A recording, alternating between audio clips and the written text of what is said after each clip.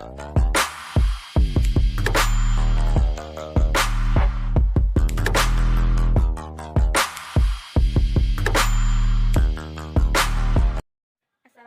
warahmatullahi wabarakatuh. Perkenalkan, saya Indesya Rusanti, NPM 10060619023. Di sini saya akan mempresentasikan hasil laporan akhir aplikasi berbasis internet dengan judul Sistem Keamanan pada Lingkungan dengan Sistem Notifikasi Email. Di era modern pada saat ini, sudah selayaknya masyarakat berjaga-jaga dengan tindak kriminalitas, sebagaimana sudah banyak terjadi di lingkungan masyarakat, terutama di lingkungan yang padat akan penduduk. Oleh karena itu, banyak masyarakat yang melakukan berbagai cara untuk mengamankan lingkungan dengan cara memasang kunci pengaman pada pintu rumah. Namun, hal ini belum cukup dalam mencegah tindak kriminalitas. Perkembangan teknologi saat ini, khususnya komputerisasi dan elektronika, sangat pesat. Teknologi yang dikembangkan salah satunya berfungsi untuk keamanan. Untuk menjaga lingkungan masyarakat memerlukan teknologi seperti kamera pengawas. Kamera pengawas. Perangkat kamera pengawas yang awalnya hanya diminati oleh beberapa yang memiliki usaha, kini telah diminati oleh perseorangan atau keluarga, karena kamera pengawas berguna untuk mengawasi aktivitas yang ada di rumah. Kamera pengawas saat ini menjadi alat yang diandalkan untuk perlindungan di lingkungan. Yang kedua, OpenCV. OpenCV adalah suatu library gratis yang dikembangkan oleh developer Intel Corporation. Library ini terdiri dari fungsi-fungsi computer vision dan API untuk image processing high level maupun low level dan sebagai optimasi aplikasi real time.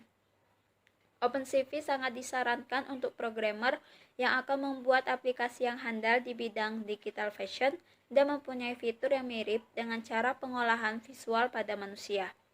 Beberapa fitur yang ada pada library OpenCV yaitu yang pertama, manipulasi data gambar, yang kedua, image atau video, yang ketiga, manipulasi matriks dan vektor, serta terdapat juga Lorentz linear algebra, yang keempat, image processing dasar, yang kelima, analisis struktural, yang keenam, kalibrasi kamera, yang ketujuh, pendeteksian gerak, yang kedelapan, pengenalan objek, yang kesembilan, basic GUI, dan yang kesepuluh, image labeling.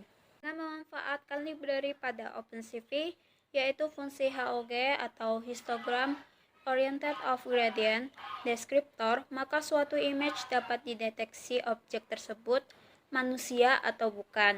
HOG Descriptor sendiri merupakan suatu fitur dari gambar yang digunakan untuk menghitung vektor gradien pada area tertentu, sehingga dihasilkan output berupa vektor yang nantinya diklasifikasi oleh support vector machine.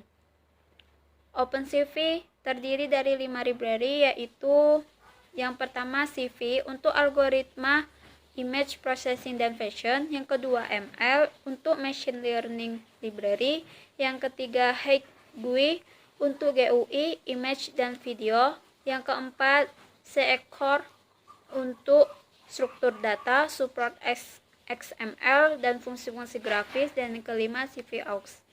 Yang ketiga, Python. Python adalah salah satu bahasa pemrograman yang dapat melakukan eksekusi sejumlah instruksi multiguna secara langsung dengan metode orientasi objek, serta menggunakan semantik dinamis untuk memberikan tingkat keterbacaan sintaks. Sebagian lain mengartikan Python sebagai bahasa yang kemampuan menggabungkan kapabilitas dan sintaksis kode yang sangat jelas, dan juga dilengkapi dengan fungsionalitas pustaka standar yang besar serta komprehensif. Walaupun Python dirancang sedemikian rupa agar mudah dipelajari dan dipahami, Python sendiri menampilkan fitur-fitur menarik sehingga layak untuk dipelajari. Pertama, Python memiliki tata bahasa dan skrip yang sangat mudah untuk dipelajari. Python juga memiliki sistem pengelolaan data dan memori otomatis. Selain itu, modul pada Python selalu diupdate. Ditambah lagi, Python juga memiliki bahasa fasilitas pendukung. Python banyak diaplikasikan pada berbagai sistem operasi seperti Linux, Microsoft Windows, Mac OS, Android, Symbian OS, Amiga, Palm, dan lain-lain. Yang keempat, Pixcam. Pixcam adalah lingkungan pengembangan terintegrasi yang digunakan dalam pemrograman komputer, khusus untuk bahasa Python. Aplikasi ini dikembangkan oleh sebuah perusahaan yang berasal dari Ceko bernama JetBrains. Aplikasi ini menyediakan beberapa kemudahan untuk menganalisis kode, debugger grafis, unit tester terintegrasi, dan integrasi dengan sistem kontrol versi. Selain itu, Piscam juga dapat mendukung pengembangan web yang menggunakan Django ilmu data dengan menggunakan Anaconda. Piscam bersifat lintas platform dan tersedia dalam versi Windows, Mac OS, dan Linux. Versi komunitas dirilis dengan menggunakan lisensi APC dan versi profesional dengan berbagai fitur tambahan dirilis dengan menggunakan lisensi eksklusif. Kelima, email. Email merupakan singkatan dari electronic mail yang artinya surat elektronik. Secara harfiah, email dapat didefinisikan sebagai metode pengiriman, penerimaan, dan penyimpanan pesan melalui sistem komunikasi elektronik berupa internet.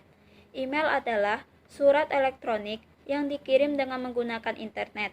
Seperti layaknya surat biasa, email dapat ditujukan ke perorangan dan kelompok. Email bisa menjangkau seluruh dunia karena didukung jaringan global. Dengan email, maka surat menyurat dapat dilakukan dengan cepat, tanpa harus menunggu tukang pos mengirimkan surat. Mengirim email ke seluruh dunia tidak dibedakan biayanya, baik jarak dekat atau jauh, semuanya sama. Selanjutnya, implementasi merupakan tahap lanjutan untuk menjelaskan tentang apa yang telah dirancang. Implementasi ini akan menunjukkan apakah perancangan yang telah dilakukan sebelumnya akan berjalan dan dapat digunakan dengan baik.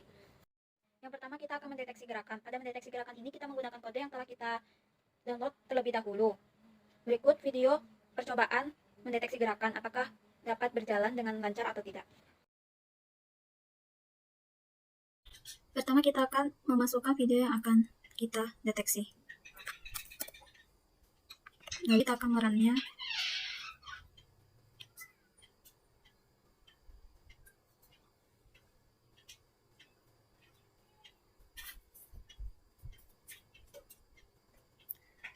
Dari sini hasil yang keluar, maka dapat kita ketahui jika ada gerakan sedikit, maka akan terdeteksikan dengan status gerakan.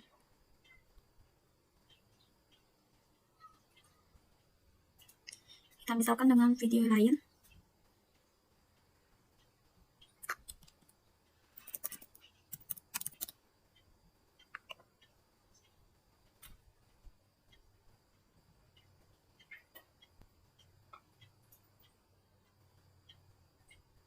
Jika kita menggunakan video lain pun akan begitu pula. Jika ada gerakan kecil sedikit pun maka akan terdeteksi dengan status deteksinya berupa gerakan.